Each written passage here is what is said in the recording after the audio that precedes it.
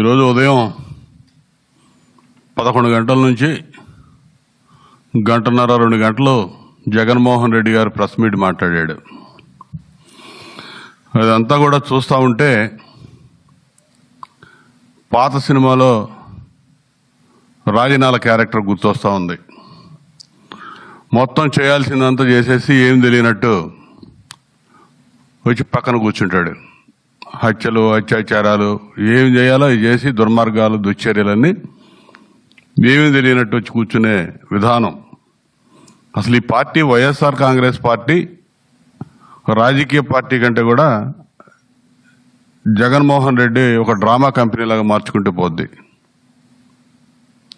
వాళ్ళ party office కూడా ఒక స్టూడియో కింద మార్చుకోవచ్చు. అంటే రాజకీయాల్లో చాలామందిని చూస్తున్నాం, కానీ 2 గంటలు 3 గంటలు తాపీగా ఉన్నవి లేనివి అన్నీ కల్పించి అభూత కల్పన, అబద్ధాలు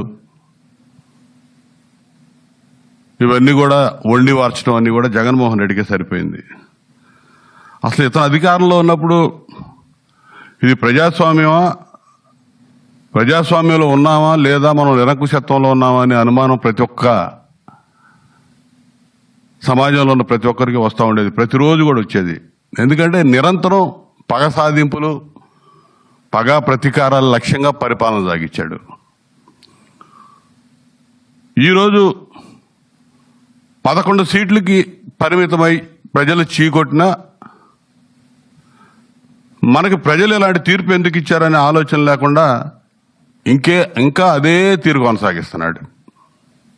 ఎక్కడా మార్పు లేడు. నువ్వు మారవా జగన్? మారవా? సిగ్గుండాలి. 11 సీట్లకి నిన్ను పరిమితం చేస్తే నువ్వు ఇప్పుడు కూడా ప్రతి దానిలో మేము చేసే పరిపాలనలో, ప్రతి పరిపాలనా విధానంలో నీచ ఆలోచనలు చేస్తూ ఉంటావు, నీచ రాజకీయం చేస్తూ ఉంటావు. ఏదో ఒకటి చేసి పబ్బం గడుపుకొని దాన్ని ఎక్స్పోజ్ చేసి అవసాన దశలో ఉన్నటువంటి నీ పార్టీని ఏదో ఒక విధంగా బతికించుకోవాలనే ఆలోచనలు ఇవన్నీ. నీ వల్ల కాదు. నువ్వు ఈ డ్రామా కంపెనీని ఏదో ఒక విధంగా నడిపించాలని చూస్తూ ఉన్నావు. అయిపోయింది. ప్రజలు నీకు ఆ రోజునే తప్పు చేసావని గుర్తించారు.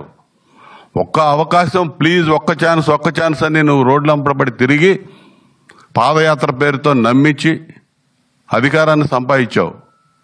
ఒక దెబ్బకే నీ పరిస్థితి అర్థమైపోయింది. మళ్ళా నిన్ను భరించే పరిస్థితుల్లో ఆంధ్రప్రదేశ్ ప్రజలు లేరు. అది గుర్తుపెట్టుకో. అదేమంటే పోలీసుల మీద కామెంట్ చేస్తుంటావు, కౌంటర్లు ఇస్తూ ఉంటావు. అసలు సిగ్గుండాలి కదా నీకు. నిజాయితీగా పనిచేస్తున్న పోలీసులు మనోభావాలు దెబ్బతీయడానికి నిరంతరం పనిచేస్తా ఉన్నావు నువ్వు, మీ నాయకులు, మీరందరూ. నువ్వు మాజీ